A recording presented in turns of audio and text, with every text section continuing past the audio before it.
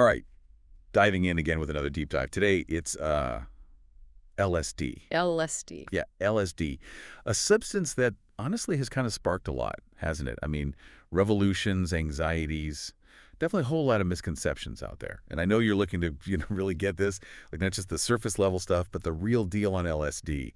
And luckily, we've got some pretty awesome excerpts to dig into from Psychonaut Wiki's page on LSD. Yeah, it's really something, LSD, it's like even after all this time, it's both, well, kind of familiar and mysterious at the same time. Like it's woven into our culture, but the actual effects, those are often, well, they're definitely misrepresented, oversimplified for sure. So I think maybe we should try to unravel some of that complexity. Maybe start by looking back at its history. Yeah, good idea. Hmm. And I think a lot of people assume, they think LSD's always been around, like it's some ancient potion or something used in rituals. Right. Like that whole image, the shaman with a psychedelic brew. But LSD's story, it's actually pretty modern, way more recent than you might think. It was first synthesized 1943 by a Swiss chemist, Albert Hofmann. Okay, synthesized, so not like a cauldron situation, more like .lab. Exactly. Hofmann was working with ergot, which is a fungus, and he was trying to create, new meds, new medications. And LSD was just one compound, like one of many he ended up synthesizing. And get this, he had no idea about its psychedelic properties, not a clue, for 5 years. Until he accidentally ingested some. Hold on, wait. Accidentally? You're telling me LSD, its discovery was a total fluke? Pretty much, yeah. And Hofmann, well, he documented the whole thing, his experience, as he rode his bike home, feeling the full force of the LSD, taking hold. That's why April 19th, that's celebrated as Bicycle Day, kind of a nod to that very unexpected first trip. Wow. Okay, that is an origin story, that's for sure. So what happened next? Scientists must have been all over this new mind-altering substance. Oh, yeah. There was definitely a surge of interest, especially in the medical community. By the 1950s, Sandoz laboratories, they were actually distributing LSD to, researchers, doctors. They saw its potential, for psychotherapy. They thought LSD could help patients, tap into emotions, those really deep-seated ones, memories too, leading to breakthroughs, the kind they couldn't get otherwise. So for a bit there, LSD was seen as a potential key to unlocking the mind. Like a tool for healing, almost. Exactly. But, well, things change. The story takes a turn. In the 1960s, when the CIA enters the picture. Here come the conspiracy theories. Yeah. CIA and, mind control experiments. Well, not exactly theories in this case. The CIA, they were definitely interested in LSD's potential for, let's say, influencing behavior. Yeah, so they launched a program called MKUltra, which, involves some pretty ethically questionable stuff, like dosing people without their consent. It's a dark chapter, really, really tainted public perception of LSD. Yeah, that's bound to cast a shadow. Over any research, really. But wasn't LSD also becoming a cultural thing at the same time? I'm picturing tie-dye, festivals, the whole counterculture movement. Absolutely, yeah. LSD was making its way into the mainstream, beyond the labs, that's for sure. Figures like Timothy Leary, he was a Harvard psychologist, and he was really advocating for LSD use, encouraging people to explore their consciousness. So LSD became intertwined with the 60s counterculture, inspiring art, music, and really a whole generation's way of challenging norms, like societal norms. So you had this clash, huh? Promising research on one hand, and then this cultural explosion, which, let's be honest, often wasn't about, responsible use. You got it. It was a complicated time. And ultimately, that whole mix, the excitement, the fear, the misunderstandings, it all led to, LSD being banned in the U.S. and internationally by the early 1970s. Which basically shut down, any legitimate scientific exploration for decades. Pretty much, yeah. Research became incredibly difficult. But we'll fast forward to today, and we're seeing a resurgence, a renewed interest. A psychedelic renaissance, you could call it. Scientists are looking at LSD again, exploring its therapeutic potential. But this time, there's a much greater emphasis on, responsibility and scientific rigor. It's wild, how a substance can go from, a potential breakthrough, then a symbol of rebellion, then, demonized and banned, and now it's back. As a serious research subject, that's a journey. But before we get into the current research, I'm kind of curious about, like, the LSD experience itself. What's actually happening in the brain when someone takes it? Well, to understand that, I think we need to talk about dot serotonin. See, LSD, it mainly interacts with serotonin receptors in the brain, specifically the 5-HT2A receptor subtype. Think of serotonin as a neurotransmitter, a chemical messenger. It plays a huge role in mood, perception, thinking, all that. And LSD, it fits into those receptors like a key, and it sets off this whole cascade of activity, unique activity in different brain regions. So it's not just like a general brain scramble. It's a targeted effect on specific pathways. Exactly, and that's why LSD's effects are so different from, say, alcohol or stimulants. It's a very precise thing between chemistry and consciousness. Although, I mean, it does interact with other neurotransmitters too, like dopamine, norepinephrine, which adds to the whole, complexity of the experience. Okay, that's fascinating from, like, a science perspective. Yeah. But what's it actually feel like? Like, paint me a picture of the subjective experience. Okay. Imagine a symphony of sensations. Physically, there's often a tingling, kind of euphoric body high, almost like a feeling of weightlessness. Some people report, heightened senses, colors seem brighter, music feels more profound. Is that where the whole scene sounds thing comes from? Synesthesia, you mean, the blending of senses. Yeah, it can happen, but it's not as common as, people think. The visual effects, they're more like distortions, not really full-blown hallucinations. Objects might morph or melt, breathe even. And patterns emerge. Sometimes you see trails of light. We call those tracers. Sometimes the visuals, they get really intricate, like geometric, almost like an algorithm coming to life. So there's no one LSD experience. Everyone reacts differently. For sure. And a big part of that is because the subjective effects are, well, they're really influenced by two things: set and setting.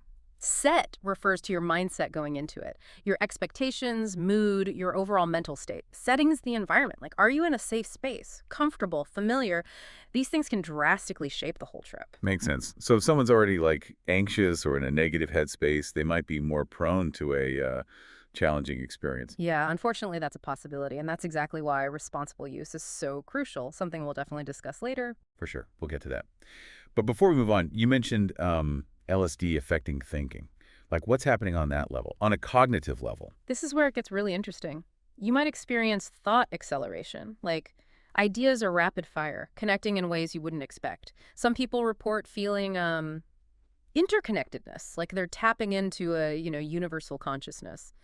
And there's heightened introspection, where you can kind of analyze your own thoughts, your behaviors, but from a detached perspective. So it's not just sensory. It's a shift in how you think, how you process information.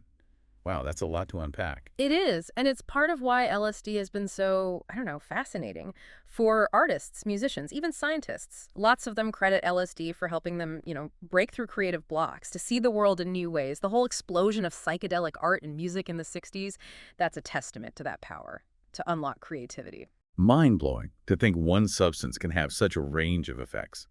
But you mentioned responsible use a couple of times. Clearly, there's a flip side to all this. What are some of the potential, like, downsides or risks with LSD?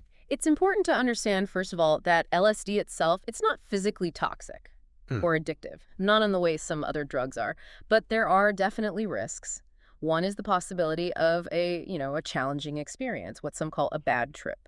It's characterized by intense anxiety, paranoia, even frightening visuals. And that's where set and setting are so important again, right? Having that support, the right mindset to make all the difference. For sure. It's all about minimizing those risks as much as possible. Another concern is, the long-term effects. There's a lot of misinformation out there, so it's important to be clear. Like the myth about LSD getting stuck in your spine. Exactly. Completely unfounded. Now, some people do experience HPVD, hallucinogen persisting perception disorder, but it's pretty rare. And that involves visual disturbances, like flashbacks, long after the LSD. So based on the current research, is it fair to say those lingering effects, they're more likely psychological? Yeah. Rather than the drug, like, physically being in the body? Yeah, that seems to be the case. But even though LSD isn't physically harmful the way some other drugs are, it's powerful and its effects need to be, well, respected. Okay. I think we've got a good foundation. We've covered the history, the science behind it, the experience itself. So next, I think we should explore the therapeutic potential.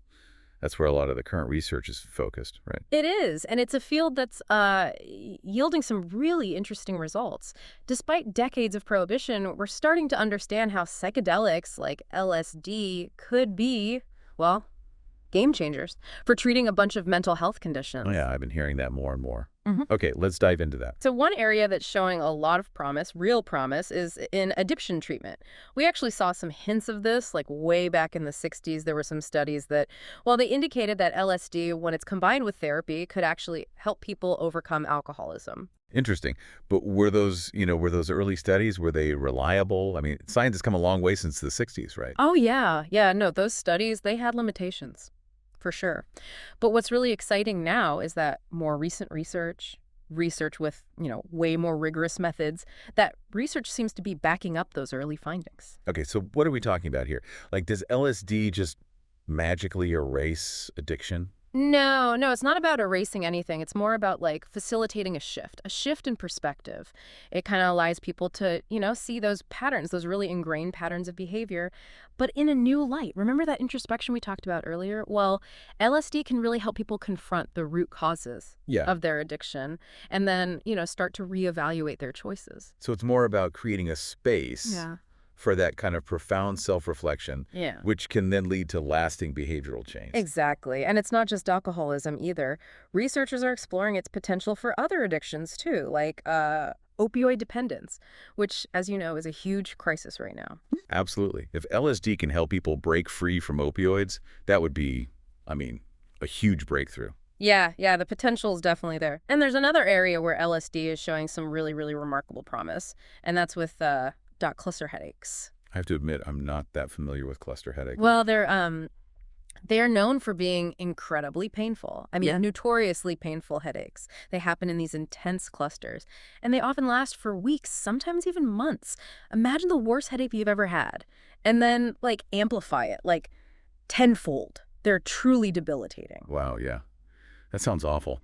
And LSD can actually provide relief from that. There's evidence that LSD and even other psychedelics can actually disrupt the cycle Hmm. of the cluster headaches, and it prevents, future episodes. Sometimes even a single dose can offer relief, lasting relief. It's pretty remarkable. That is remarkable. It seems like there's like a really wide range of applications. Yeah. What about, more, I guess, conventional mental health conditions like depression or anxiety? Is LSD being considered for those as well? It is, but it's important to remember that, the research is still pretty early. Some studies are looking into LSD's potential for treating severe depression, Yeah. especially in cases where, the traditional treatments haven't worked.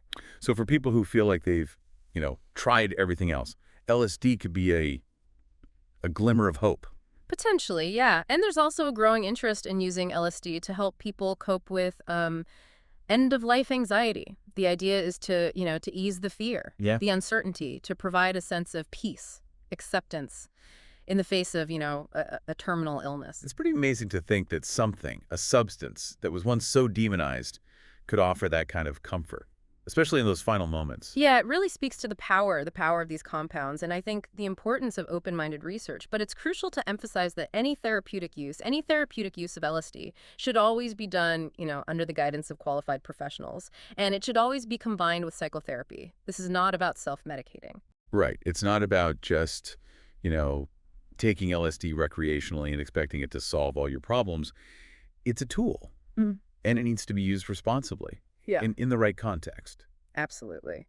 So if our listener is, intrigued by all this and wants to know more about that, about responsible use, what are some key takeaways they should keep in mind? That's a great question. I mean, we've covered a lot, right? The discovery, the science, the potential benefits, the risks. Where do we go from here? Mm-hmm. I think the takeaway here is, if someone's really considering exploring LSD, responsible use has got to be like the top priority. It's definitely not something to be taken lightly. Oh, absolutely. I completely agree with that. Harm reduction is, well, it's key. And one of the most important things I think to remember is that concept of set and setting. Right. We touched on that earlier. Yeah. Having that right mindset. Yeah. Being in a safe and comfortable environment, that can really, really make all the difference. Exactly. Yeah, it's not just about, the substance itself. It's about creating those right conditions for a positive, meaningful experience and for, For anyone who's a first-timer, having a trip sitter, that's absolutely crucial. I can't stress that enough. Okay, so can you explain that a little more? Like, what exactly is a trip sitter, and why are they so important? Sure, sure. So a trip sitter, it's someone you trust completely. And they stay sober during the entire experience.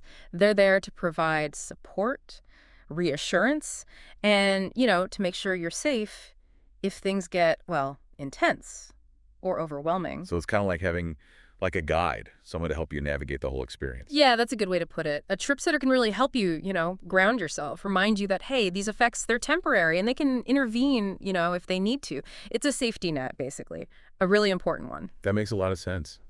What about dosage? I know LSD it's incredibly potent, so starting small seems, I don't know, wise. Yeah, absolutely. Starting with a low dose it's essential, especially for, first-timers. It lets you kind of get a feel for things, for the effects, without being, totally overwhelmed. You can always adjust later in future experiences, but it's always best to, err on the side of caution. And how do you even know, like, what you're getting is actually LSD? I've heard those stories about fake acid, and, well, that's a little scary. It's a valid concern for sure. Unfortunately, there's a lot of stuff out there that's sold as LSD, but it's not what it claims to be. And some of those substances, they can be dangerous. So that's why reagent testing kits are so important. So what is a reagent testing kit, and how does that even work? Basically, it's a way to test a small sample of the substance, and it confirms its chemical composition. It's like a quick safety check to make sure you're actually taking LSD and not something else, something, potentially harmful. That seems like an absolutely essential step. Better to be safe than sorry, especially with something as potent as LSD. Anything else? Anything else someone should keep in mind when it comes to, harm reduction? Oh, it's crucial to be aware of, like interactions. LSD can interact with, well, other substances, certain medications, even some foods. So doing your research beforehand, that's essential. So knowledge is power, huh? Yeah. When it comes to, using LSD responsibly and minimizing those risks. Absolutely. Yeah, the more informed you are, the better equipped you'll be to make, safe and conscious decisions. We've covered a lot in this deep dive: the history, the science, the therapeutic potential, and now, responsible use. It's clear LSD is, well, it's complex, it's multifaceted. What's like a final thought, something you'd leave our listener with? That's a good one. LSD has been called a lot of things. A mind-altering drug, a tool for healing, a symbol of rebellion, even a window into consciousness itself. I think the most important thing really is to approach it, with curiosity, with respect, and with a real commitment to harm reduction. And as the research continues, who knows? Who knows what we'll discover? Maybe LSD in some form will even play a role in, addressing those mental health challenges we're facing as a society. It's definitely a question worth pondering. I love that. Yeah, it's a good reminder that there's always more to learn, always more to explore. Thanks for guiding us through this deep dive. And to our listeners, thanks for joining us on this journey into the world of LSD. Stay curious and keep exploring.